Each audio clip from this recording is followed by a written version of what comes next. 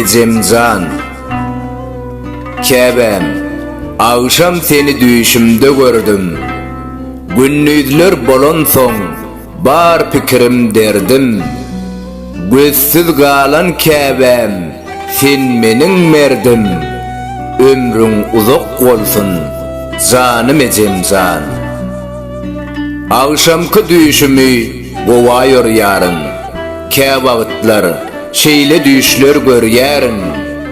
Aladam etdiýärsiň, muny bilýärin.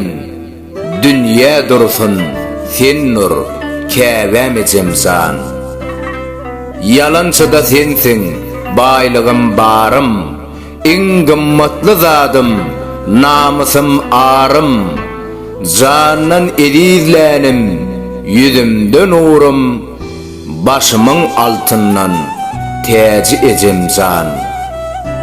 Aylasam dünýäni arkama alyp, süýrensem-de eliň aýagyň bolup, saňa berseler-de gözlerim ýolup, şonna da ödemen bahaň ecemcan. Törüňde otursaň şol maňa ýeter, eşdäýsem sesiňi bar derdim ýiter. Oğlun weýis ýazdy, bu goşguyum biter. Şanyňa müň destan azdyr ecemcan.